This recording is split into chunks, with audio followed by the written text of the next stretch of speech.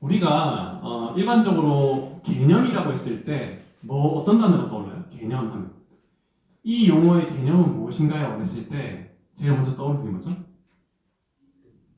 뜻, 그치? 정의 이런 거죠. 그래서 예를 들어서 뭐 재무회계가 뭐냐? 재무회계 개념이 뭐냐? 라고 하면 그 용어에 대한 정의를 떠올리잖아요. 근데 여기서 말하는 개념이라는 거는 조금 달라요. 자, 우리가 예를 들어서 여러분들이 보고서를 써야 돼.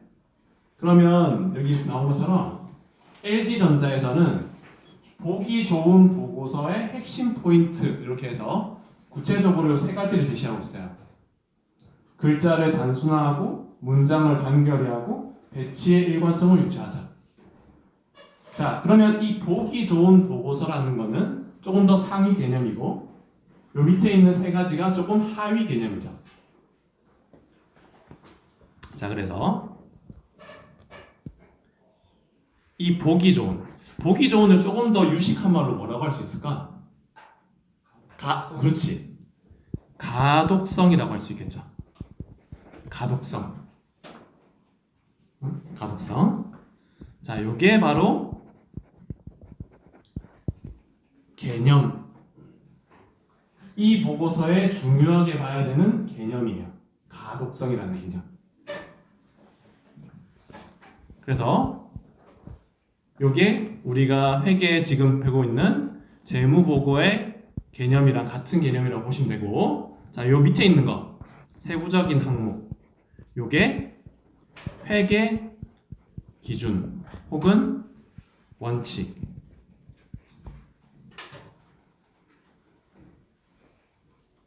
자, 그러면 이 회계 기준은 어떤 걸 기반으로 만들어진 거다? 요 개념을 기반으로 만들어진 거다. 그러면 이 개념들이 어떤 게 있는지를 이번 시간에 배우는 게 핵심이다. 오케이? 자, 그럼 우리가 한 개 개념을 배웠어요. 재무보고에서 가장 중요한 개념이 뭐였죠? 유용성. 그게 첫 번째예요. 유용성. 자, 첫 번째는 유용성이었죠, 그죠? 유용성이 있어야 우리가 보고를 하는 거였어요. 됐죠?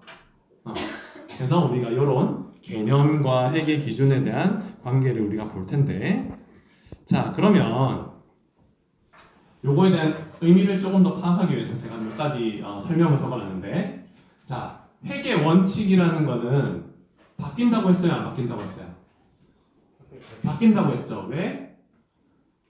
이해관계자들의 수요가 달라지잖아. 환경도 달라지고, 그럼 요구하는 정보도 달라지죠. 그죠? 그러면 변화하는 특성을 가지고 있네. 맞아요? 회계 기준은 변화하는 특성을 가지고 있어. 그죠? 변화하는 특성이 있는데, 여기서 우리가 회계 원칙에서 중요한 요소 중에 하나가 수용성이에요. 이게 무슨 말이냐면, 회계 원칙을 내가 만들어놨어. 근데 실무하는 사람이 이거는 전혀 실무랑 맞지 않아요 라고 하면 그 회계 기준은 적용이 될 수 있을까? 안 되겠죠. 그래서 우리가 재무보고라는 게 원래는 우리가 재무보고라는 말을 많이 쓰잖아요. 여기에 원래는 일반 목적 재무보고라고 되어 있어요. 자, 이게 무슨 말이냐면 일반적으로 사람들이 요구하는 정보만 모아둔 거를 재무보고로 포함시킨다라는 뜻이에요. 그래서 제가 말씀드리고자 하는 거는 회계 원칙은 실무에 수용이 돼야 되는데, 실무에 소용된다는 말을 다시 말하면 일반 목적으로 재무보고하는 내용이다라고 생각하면 돼요.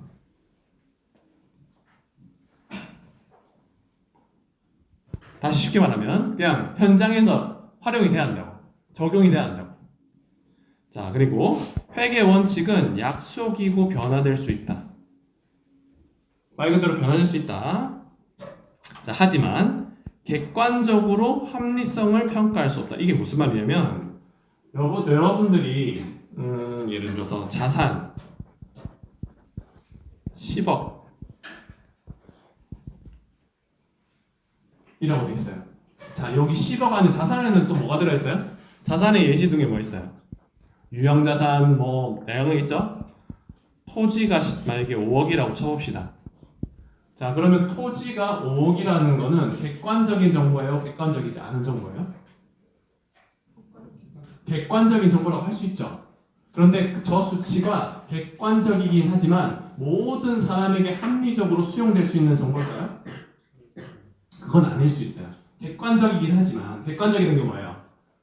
통용되는 어느 정도의 신뢰성이 있는 정보라는 거죠. 그런데 모든 사람이 그렇게 다 생각할 수는 없다는 거예요. 현실에서. 자, 그렇기 때문에 여기서 합리성을 평가할 수 없다. 객관적으로 합리성을 평가할 수 없다는 거는 토지를 특정 기관에서 특정한 값을 5억이라고 한 거지. 실제 시장에서는 저 토지 가격이 다를 수 있겠죠. 재무 보고에 나와 있는 모든 정보들이 수치로 나와 있긴 하지만 그 정보가 모든 사람이 합리적으로 고개를 끄덕일 수 있는 정보가 아닐 수도 있다. 오케이? 그래서 사실 우리가 재무 보고에 있는 정보가 객관적인 정보라고는 하지만 많은 주관성이 포함되어 있어요.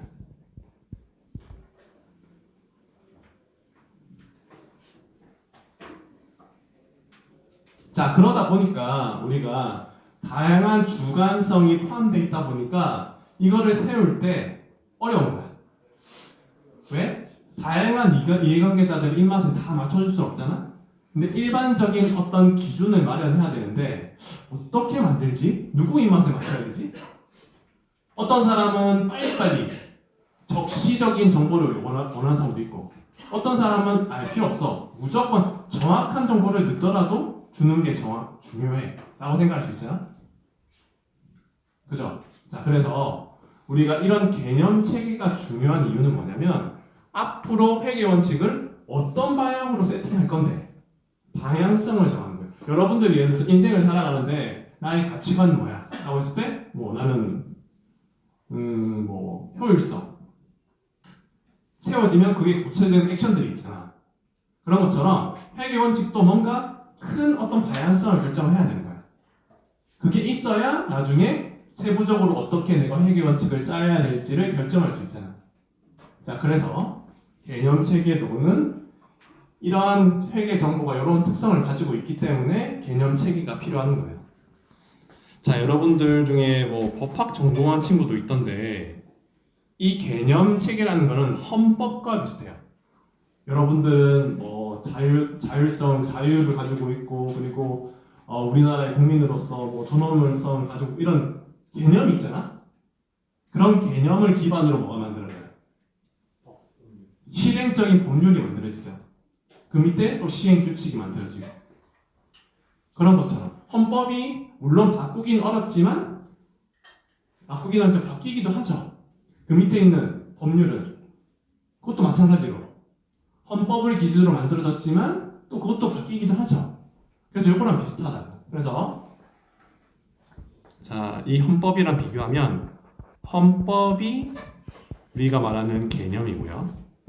이에 관련된 구체적인 법률, 시행사항이 회계 원칙 혹은 기준이 될 수 있어요. 따라오고 있어요? 이해돼요? 괜찮아요? 조금 이 파트가 조금 이런 개념적인 게 많아가지고 그래서 이 파트에서는 약간 그 용어를 어떻게 이해하느냐를 물어보는 문제가 나올 수 있어요. OX로도 나올 수도 있고요. 뭐 객관식으로도 나올 수 있으니까 이 개념에 대한 거를 조금 이해를 잘 하세요. 자, 그래서 이 개념 체계는 결국에는 다양한 회계 기준들이 만들어지는 근간을 제공하는 거예요. 우리가 뭐 흔히 영어로는 베이스라인이라고 하죠. 뭘 만들 때 베이스가 된다고 할 때 그게 개념 체계예요. 자, 그래서 재무 보고 목적을 명확히 하고 기초적인 개념을 제공한다. 자, 그러면 구체적으로 다양한 사람들에게 이런 개념 체계가 필요한데, 자, 기준을 만드는 사람 입장에서 당연히 필요하겠죠. 기준을 어떤 방향을 기준으로 짜야 될지 일관성이나 유용성을 확보하기 위해서 개념 체계가 필요하고 재무제표를 이용하는 사람이나 작성하는 사람이나 다 필요한데, 자, 이용하는 사람은 말 그대로 재무 정보는 아까 어떻다고 했죠? 객관적이긴 하지만 많은 추정치가 있다고 했죠. 자, 그렇다고 했을 때 회계적인 정보를 이해하는 사람이 만약에 이런 개념 체계가 어떤 게 있는지를 알면, 아, 이 정보는 조금 요 개념에 가깝네. 나중에 배우겠지만 예를 들어서 정확하게 정보를 작성하는 거에 더 치중했네. 이 기업은 적시성을 더 중요해서 빨리빨리 정보를 제공하는 게 중요하다고 생각했네. 이런 것들을 이해할 수 있다고. 근데 현실에서는 사실 재무제표 이용자들이 이것까지는 생각 안 하죠. 여러분들은 사실 재무제표도 잘 안 보잖아. 투자할 때. 근데 이런 것까지 생각을 하겠어요? 안 하지. 실질적으로는 재무제표 이용자들은 이해력과 자신감을 제고라고 했지만 현실에서는 좀 괴리가 된다. 그래서 사실 이 기준을 제정하는 기구에서 가장 많이 활용하는 거죠. 이 개념 체계라는 건. 그리고 재무제표를 작성하는 사람이나 외부 감사인 같은 경우에는 말 그대로 이게 잘못됐는지를 판단해야 되기 때문에 그때 활용을 하게 됩니다. 당연히 기준이 없을 경우에만 해당되는 거예요. 기준이 이미 개념이 있으면, 우리가 회계 기준이 있으면 굳이 이 개념 체계까지 왈가불가 할 필요가 없어요. 근데 없으면 우리가 어떤 가치를 따라야 되는지를 판단을 해야 한다는 거죠. 자, 구성은 아까 한번 봤고요. 자, 그러면 우리가 목적 다시 한 번만 리뷰하고 넘어갈게요. 자, 우리가 재무보고하는 목적은 경제적 의사결정에 유용한 정보를 제공한다. 그죠? 자, 여기에서 플러스 이러한 유용한 정보를 잘 제공하면 할수록 그 시장이 어떻다고 이야기하죠? 효율적. 또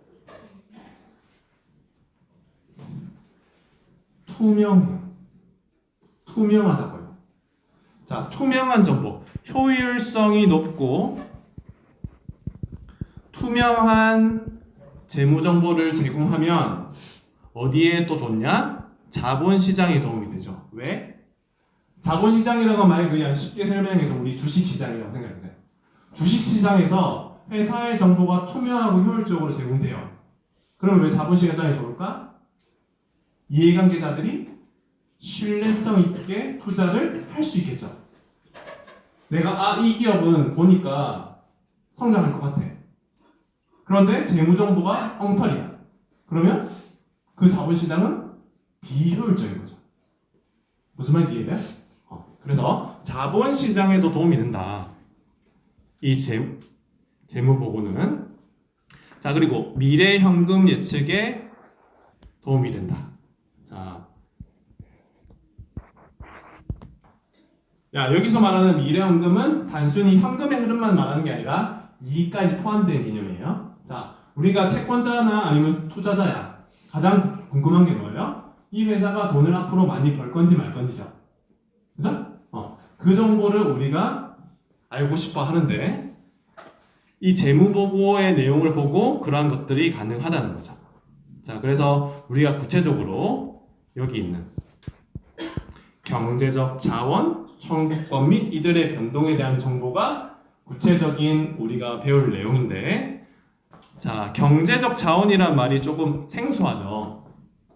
자, 이거를 우리가 배운 걸로 치면 자산이에요. 경제적 자원이. 그 다음에 이 청구권은 부채 혹은 자본.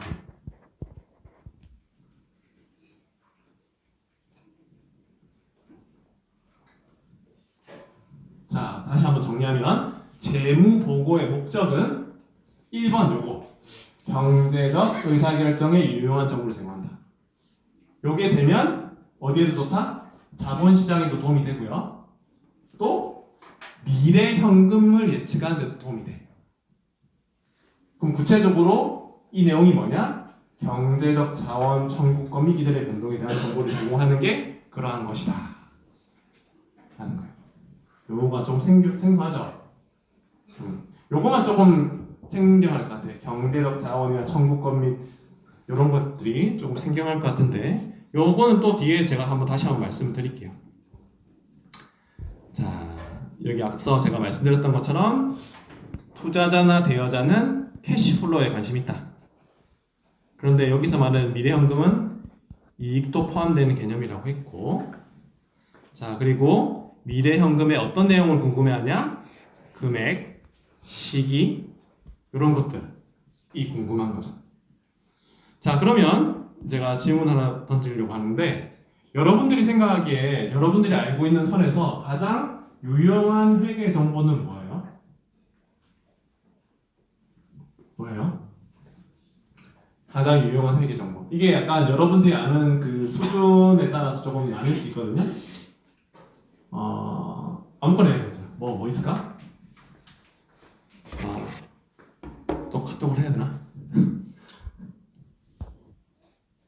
뭐 있어요? 유용하다는 거, 가장 유용한 거 한 가지만 말해봐. 매출? 또 현금 흐름? 현금 흐름 중에서 어떤 거? 항목, 계정 항목으로 이야기해보세요.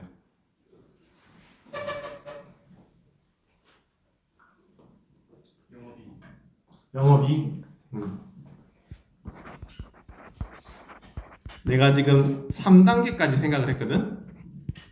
3단계까지. 지금 여러분들은 1단계까지 왔어요. 2단계, 3단계는 혹시 없어요? 시장성? 시장 상황, 회계 정보만. 시장 상황 제요. 회계 정보예요. 여러분들이 회계 원리에서 배웠던 것 중에 다양한 계정 과목들이 있잖아요. 당기순이. 오.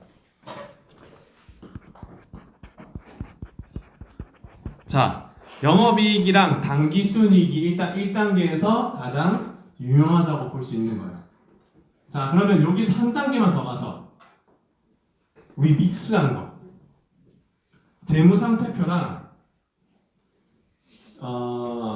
손익계산서를 합쳐서 볼 수 있는 게 뭐가 있죠? 이익잉여분, 이익잉여분 맞아. 이익잉여분 맞는데 그건 당기순이랑 비슷하니까 1단계. 자, 2단계. 2단계는 ROE라고 들어봤어요? 혹시 재무비율 배웠어요? 회계 원리 때? 안 배웠어요? 안 배웠어요? 그러면 여러분들 맞았어요. 1단계까지 하는 게 맞네. 1단계까지. 자, 이제 유용하다는 것은 의사결정을 하는 데 도움이 된다고 했는데, 당기순이랑 영업이익이 가장 유용하다고 이야기해요. 그냥 단편적인 회계 계정으로만 따지면. 자, 그런데 여러분들 생각해보세요. A라는 기업이 있고 B라는 기업이 있어. 근데 똑같이 영업이익이 OI가 100억이에요. 응? 그러면 A랑 B는 똑같은 돈을 벌 수 있는 역량을 가지고 있네? 라고 볼 수 있지만 여기서 한 가지 빠진 거예요. 투입 대비 얼마인지. 내가 투입을 얼마 했는데 영업이익을 이만큼 냈지를 봐야 된다. 맞아요? 그치. 자, 그래서 자산이 얘가 50이고 얘가 100이에요. 그러면 A가 더 수익성이 높은 거예요? B가 높은 거예요? A가 높은 거죠. 자, 자산은 우리 재무제표에서 어디예요? 재무 상태표죠. OI는 손익 계산서죠. 재무 상태랑 손익의 상태를 같이 봐야 된다는 거예요. 그래야지 더 정확하잖아. 우리 일반적으로 그러잖아. 야, 너 뭐 예를 들어서 투자를 해서 나 100억 벌었어. 얼마 넣었는데? 1000억 넣었는데 100억 벌었어. 그건 마이너스잖아. 5억 넣었는데 내가 100억 벌었어. 그건 완전 잘한 거. 그죠? 인풋 대비 아웃풋. 그게 기본이잖아. 그게 바로 뭐 ROA나 ROE라는 개념이에요. 요건 나중에 아마 또 배울 기회가 있을 거예요. 주식하는 친구는 당연히 이거 알 테고.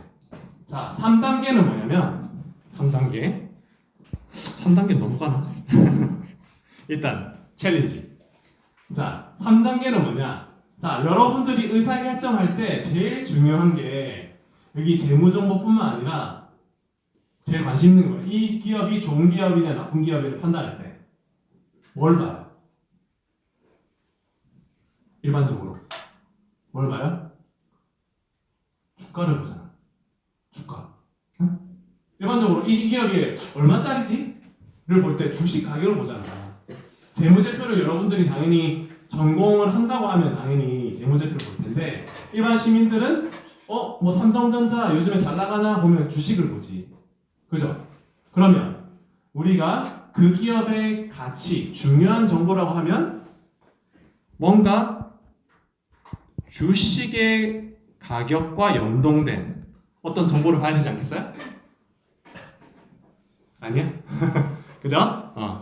그래서 그런 개념이 뭐 PER이나 뭐 이런 다양한 값들이 있어요. 이런 것들은 이제 수익이 얼마 나는 기업이 지금 시장 가치가 얼마냐 뭐 이런 것들을 비교한 건데 자 그래서 유용한 회계 정보라고 하면 이렇게 1단계, 2단계, 3단계까지 볼 줄 알면 그 유용성이 조금씩 달라지는 거예요. 1차적인 수준은 이 정도고 실제적으로는 기업의 가치 판단할 때는 이 정도까지는 당연히 봐야 유용한 정보라고 할 수 있겠죠. 이걸로는 좀 애로사항이 있어요. 이 앞에 있는 이 1단계만으로는 유용한 정보라고 하기에는 조금 한계가 있을 수 있다. 자, 넘어갑시다. 자, 여기 봅시다. 경제적 자원 청구권 및 변동인데 자, 아까 제가 경제적 자원은 자산이라고 했죠? 그리고 경제적 자원에 대한 청구권 요건 뭐냐면 요 뒤에 누구에게 그 경제적 자원을 이제 운용할 수 있는 권한이 있냐. 자, 예를 들어서 자산이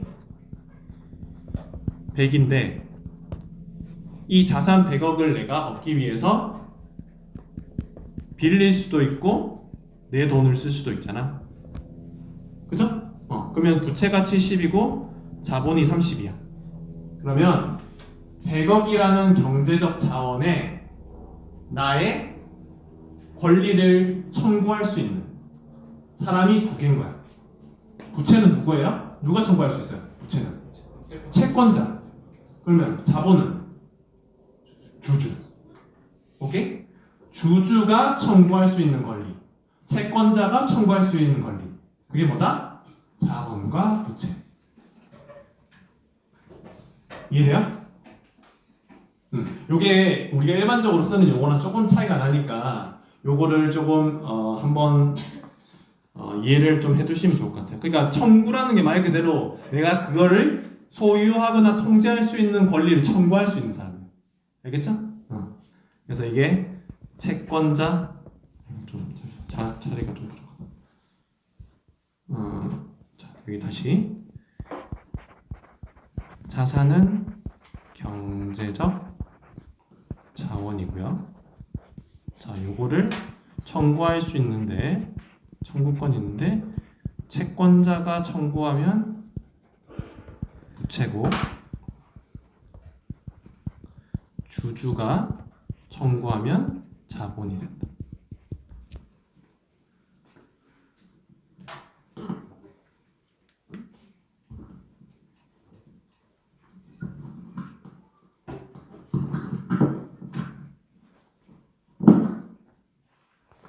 자, 됐죠?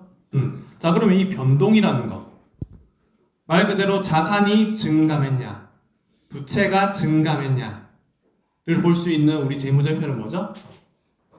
재무상태표. 그럼 재무상태표의 그 변동값을 설명할 수 있는 건 뭐예요? 손익계산서도, 현금흐름표, 자본변동표. 이해돼요? 자, 일단 재무상태표에서 시작을 해서 이 변동을 해석할 수 있는 거는 손익계산서, 자본변동표, 현금흐름표. 자, 그런데 포괄 손익계산서는 어떤 거래? 손익거래, 영업활동 관련된 거. 자본 변동표는 손익 거래랑 자본 거래를 다 볼 수 있는 거.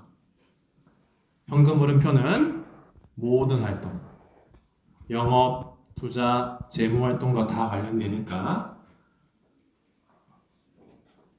요 각각의 요소들이 재무 상태의 변동을 어떻게 한다? 해석할 수 있는 정보이다. 이해돼요? 이해돼요? 자, 됐고요. 자, 우리 지금 일단 재무 보고의 목적, 그죠? 첫 번째 단계에 대한 거를 배운 거예요. 자, 우리가 다음으로 넘어가기 전에 한 가지 기본 과정 중에 한 가지를 좀 볼게요. 자, 우리 회계 원칙에서 기본 과정들이 몇 개가 있는데 우리 중요하게 보는 것 중에 하나가 발생주의. 발생주의랑 대비되는 게 뭐예요? 현금주의죠. 자, 발생 기준 회계. 이게 뭐냐? 자, 실제로 이익은 발생했는데 현금의 증감은 없는 거. 이익은 발생했는데 현금의 흐름은 없는 거. 또 뭐로 인식해준다?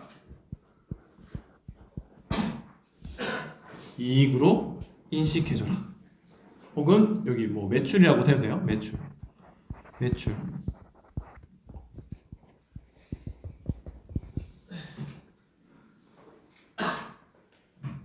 자, 요 밑에 뭐 설명은 뭐 그냥 넘어가고 발생주의랑 현금주의의 차이를 발생시키는 개정 과목을 우리 다시 한번 리마인드. 발생주의는 배웠죠. 발생주의는 배웠죠. 그러면 여러분들이 회계 원리 때 발생주의랑 현금주의랑 그 차이가 나는 우리 거래 하나만 생각해 볼까요? 뭐 있어요? 가장 대표적인 거? 미수수익. 미수수익. 뭐 이런 것이 있었죠? 근데 가장 기본적인 단계는 매출 채권. 이게 가장 기본이었죠. 자, 매출 채권은 뭐예요? 외상으로? 그치. 자, 우리가 예를 들어서 100만 원짜리 차가 있는데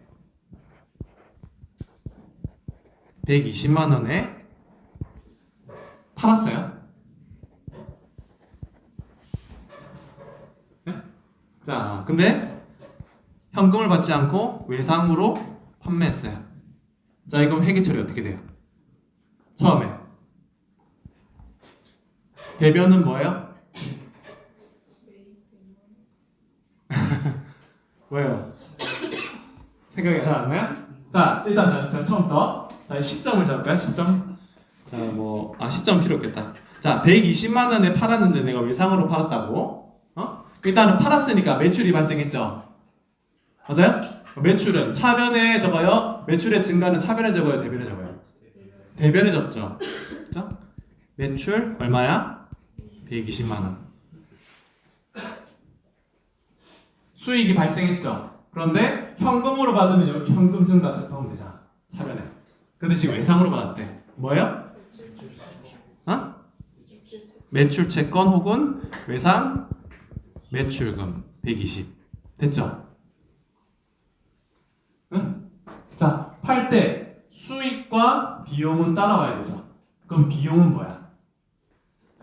얼마짜리를 팔았어요, 원래? 100만 원짜리를 내가 파는 거잖아? 그럼 얘가 원가잖아? 그치? 그러면 자, 차변에는 매출 원가 100만 원, 대변에는 자동차 100만 원. 이렇게 회계 처리를 했었죠. 자, 그럼 여기서 현금의 흐름이 있어요, 없어요? 없죠. 그런데 매출은 120이 발생했죠.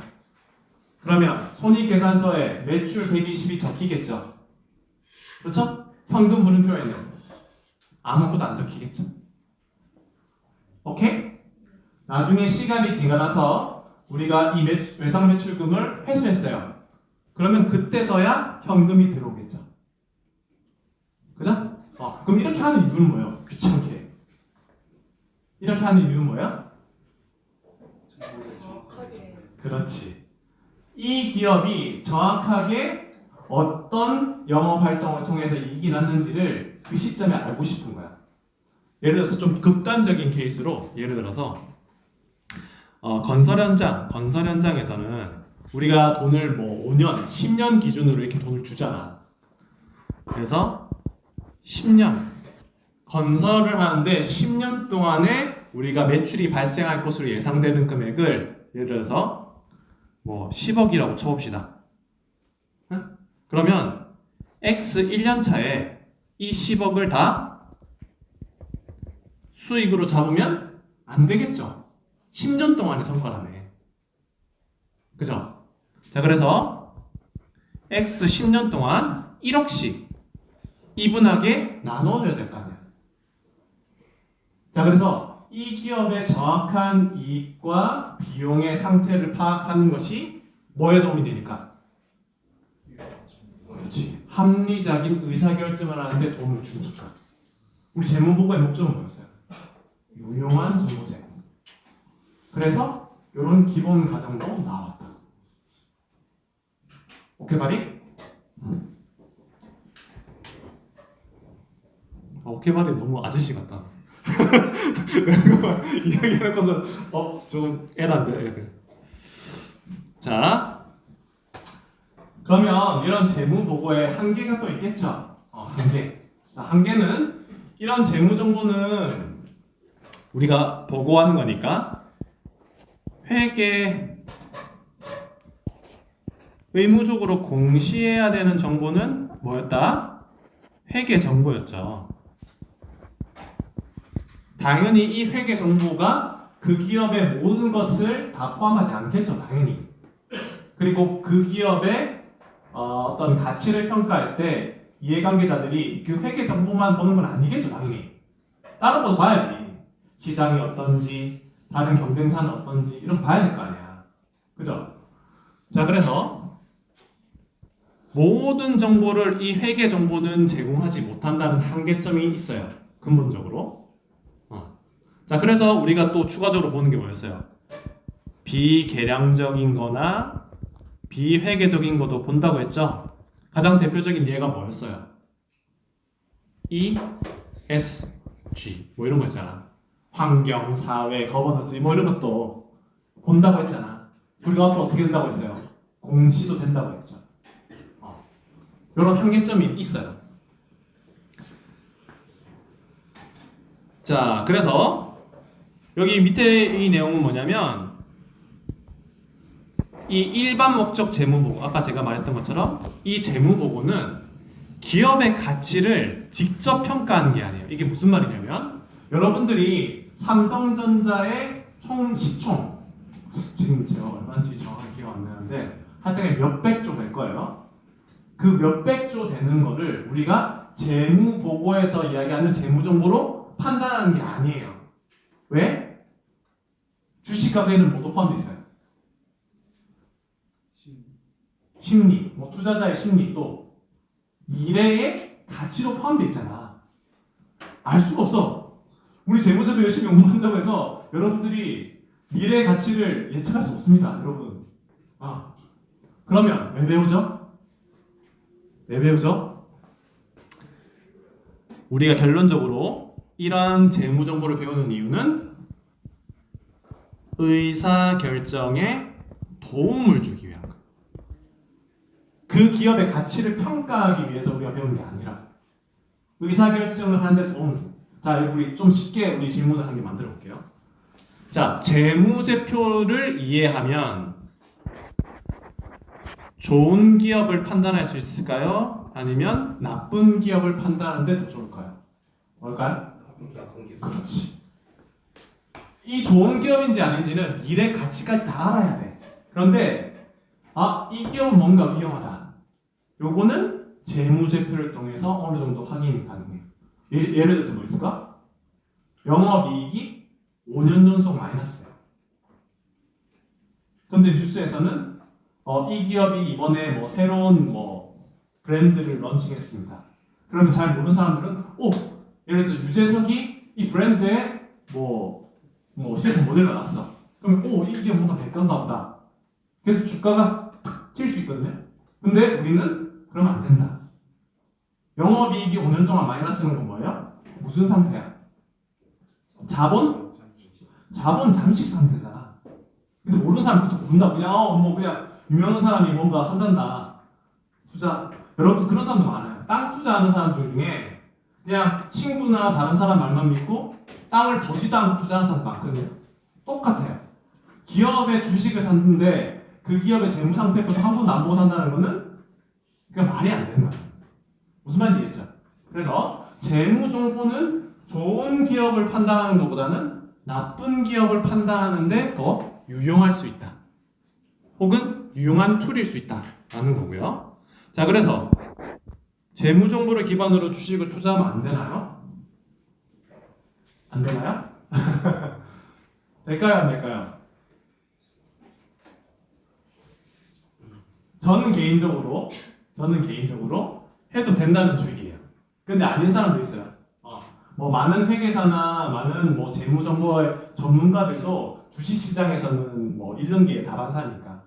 그런데 기본적으로 나쁜 것만 잘 걸러도 기본적인 수익은 저는 낼 수 있다는 주의긴 해요. 그래서 이거는 제가 말씀드리고자 하는 바는 결국에는 이 재무 정보를 우리가 배우는 가장 큰 이유는 의사결정을 돕기 위한 거지 그 기업의 가치를 평가하는 것은 아니다 하는 거를 이야기하고 싶었어요. 질적 특성. 다음은 질적 특성인데, 자 맛보기만 좀 보고 갈까? 잠시만.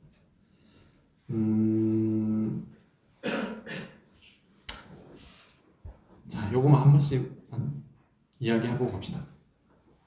자, 우리 개념책에서 제일 중요한 거 요거. 시험 문제에서도 제일 많이 나오는 뭐 회계사, 세무사, 뭐 자격증에서도 여기에 관련된 거는 뭐 경연에 한두 문제씩 꼭 나와요. 자, 보세요. 아까 제가 오늘 개념이라고 했잖아. 개념. 개념에서 우리 첫 번째 배운 거 뭐였지? 유용성. 그러면 유용한지 아닌지를 우리 어떻게 판단하냐? 그때 제가 지난 시간에 이야기했던 게 유용성이라는 거는 사람마다 다 다를 수 있다고 했죠. 그죠? 하지만 우리는 일반 목적에 어느 정도 통용되는 보고를 해야 되니까 좀 더 구체적인 내용이 있어야 되잖아. 자, 그래서 이렇게 목적 적합성이랑 표현 충실성. 이거 뭐지? 뭔가 어두워진 거 있잖아. 자, 목적 적합성이랑 표현 충실성을 만족시켜야 돼요. 자, 이게 무슨 말이냐면, 자, 이 목적 적합성과 표현 충실성. 자, 여기 있는 여기서부터 여기까지는 암기하셔야 됩니다. 자, 목적 적합성과 표현 충실성. 자, 우리 외울 때 앞 글자만 따서 많이 외우죠? 목표 두 가지. 자, 근본적인 직접 특성은 두 가지가 있어. 목표. 첫 번째는 목적 적합성, 두 번째는 표현 충실성. 자, 목적 적합성이라는 말이 좀 벙벙하잖아. 이게 뭐지? 목적 적합성하고 있는 거지? 세 가지. 요 세 가지로 구성이 돼요. 예측이 가능해야 되고요. 확인이 가능해야 되고요. 중요해야 돼요. 뭐 비슷한 말 같은데 뭐 저렇게 적어놨죠? 자, 예측 가능해야 되고 확인 가능해야 중요하다. 자, 우리가 재무 정보가 있다고 치면 그 재무 정보는요 미래에 의사결정하는데 도움이 돼야 된다. 미래를 예측하는데 그 정보가 의미가 있어야 된다. 이게 예측 가치. 확인 가치. 이건 뭐냐면 작년에 비해서 올해 만약에 뭐 작년에는 5억의 이익이 있었는데 올해 10억이 났어. 그러면 올해 그 10억이라는 정보는 과거의 정보를 평가할 수 있죠. 맞아요? 과거의 정보가 좋았는지 나빴는지를 확인할 수 있잖아. 그게 바로 확인 가치. 자, 그러면 질문. 예측 가치랑 확인 가치랑 동시에 만족을 할 수 있을까요? 예측하는 데도 도움이 되고 과거의 정보를 확인하는 데도 도움이 되고 가능할까요? 가능하죠. 예를 들어서 작년에 10억, 올해 15, 내년에 20억이야. 자, 올해 이 15억이라는 재무 정보는 작년의 정보를 확인할 수 있죠. 작년보다 5억 올랐네? 그죠? 예측가치. 이 15억이라는 정보는 미래에 20억이 될 거라는 예측을 하는 데 도움을 줘야죠. 주지. 뭔가 오르고 있네. 근데 내가 20억인지 아닌지는 정확하게 알 수는 없지만 도움이 되잖아. 자, 그러면 이 15억이라는 영업이익에 대한 재무 정보는 우리가 두 가지의 근본적 질적 특성을 만족했다고 볼 수 있죠. 뭐? 예측 가치가 있고요. 확인 가치가 있고요. 이해됐어요? 내가 다음 시간에 상세히 또 한 개씩 다 할 거예요. 걱정하지 마. 자, 지금 그냥 큰 범위에서 어떤 건지 한번 얘기해. 자, 중요성. 자, 중요성은 뭐냐면 여러분들이 이 내용은 진짜 중요해. 우리 뭐 시험 공부할 때 이거는 반드시 알아야 돼. 이런 거 있죠. 이 중요하다는 기준이 뭐야? 그거를 몰랐을 때 틀린다는 거잖아. 시험 칠 때. 무슨 말인지 이해되죠? 재무정보 중에 그 재무정보를 뺐을 경우에 의사결정에 크리티컬한 문제가 발생하는 거야. 그게 바로 중요성입니다. 그럼 영업이익은 당연히 중요성을 만족하는 정보겠죠. 오케이? 그래서 이 세 가지가 있어요.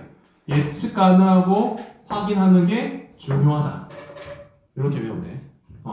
예측 가능하고 확인 가능한 재무 정보가 중요하다.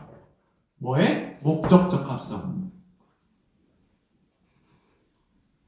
자, 여러분 외우세요. 외워. 자, 두 번째 표현 충실성. 말 그대로는 좀 이해되죠? 표현 충실성.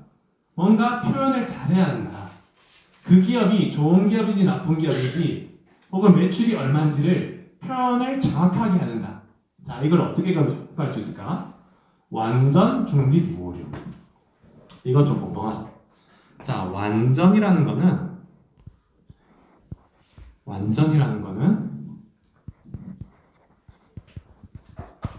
우리가 퍼펙트라고 할 때 무결점이라는 소리 아니에요. 그 재무 정보가 가지고 있는 정보를 가능하면 다 공개하라 라는 거예요. 가능하면. 이 완전이라는 게 완전히 100%가 아니야. 그래서 예를 들어서 우리가 일반적으로 뭐 유형자산 중에 토지다. 그럼 이 토지에 대한 재무 정보가 의미가 있으려면 일단 뭐가 있어야 돼요? 금액. 또 구입 날짜? 그렇지. 뭐 구입 날짜. 요 수량 뭐 평당 이렇게 치겠지. 그다음 또 토지를 평가할 때 재평가 방법. 뭐 등등등. 무슨 말인지 이해돼요? 이 재무 정보가 의미를 가지려면 안전성을 가지려면 얘를 판단할 수 있는 모든 가능한 정보를 다 제공해야 된다. 그게 뭐다? 완전성. 두 번째, 중립성. 중립성은 알죠? 여러분들 정치색처럼 비슷해요. 좌파냐 우파냐 이렇게 우리가 얘기하는 것처럼 재무 정보는 특정한 방향으로 여러분들 의사결정하게 몰아가면 안 돼. 응? 중립성. 무오류. 요것도 오류가 아예 없다는 게 아니에요. 당연히 사람이 하다 보면 혹은 소프트웨어가 하더라도 오류가 발생할 수 있죠. 원래는 100억인데 101억으로 잘못 적을 수 있잖아. 그러면 그 잘못 적은 그 과정 자체에 어떤 문제가 없는지를 보는 거예요.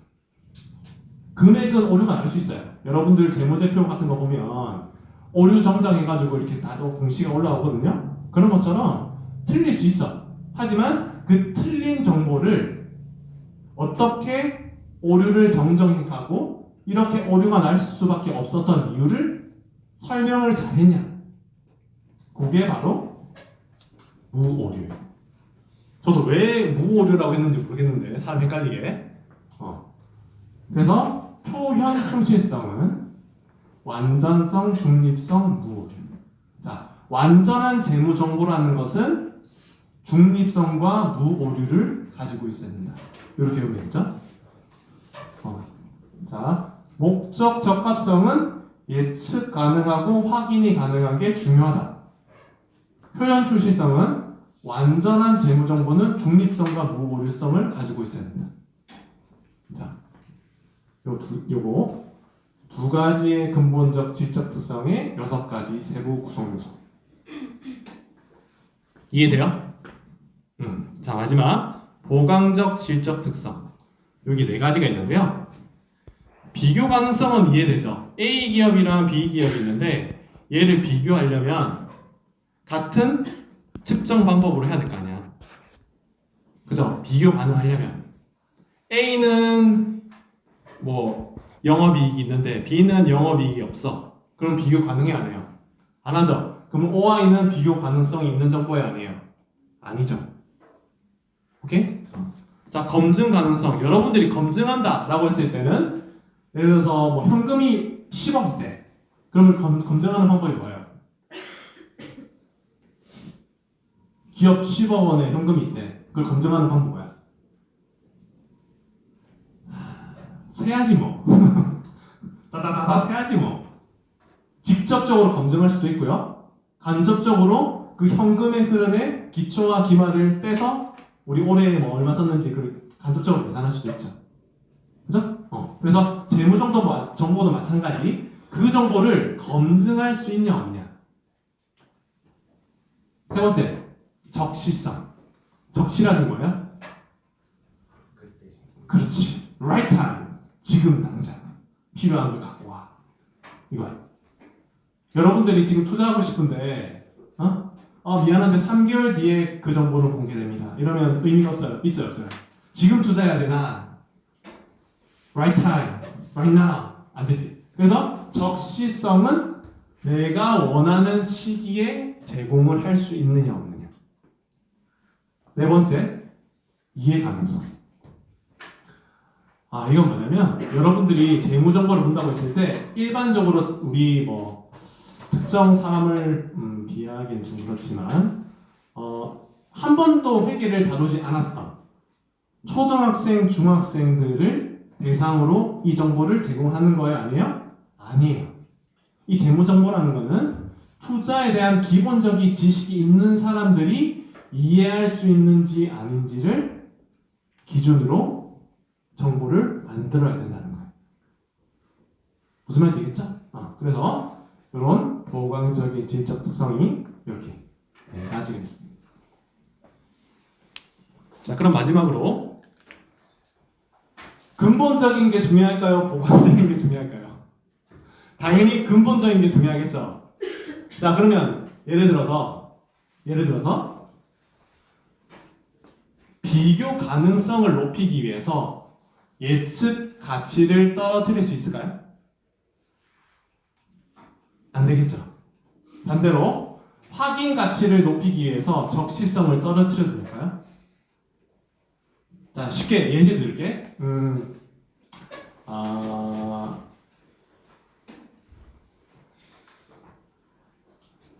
이거죠.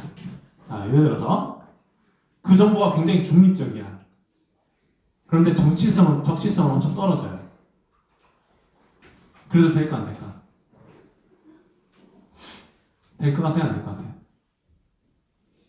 제때 정보를 제공하지 못해. 하지만 중립적이야. 굉장히 중립적이고 무오류야. 그럼 돼요, 안 돼요? 원칙적으로는 돼요. 자, 제가 말씀드리고자 하는 거는 이 근본적인 질적 특성이 주인공이에요. 주인공.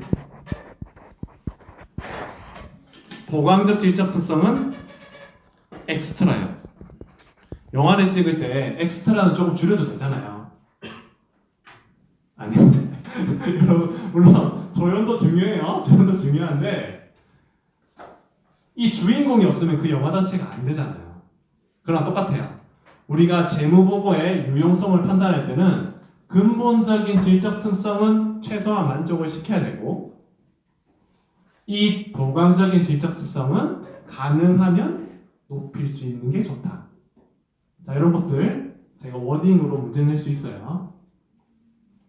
제가 말씀드렸습니다. 자, 이렇게 해서 오늘은 마치고요. 다음 시간에 하나씩 좀 상세하게 보겠습니다. 수고하셨습니다.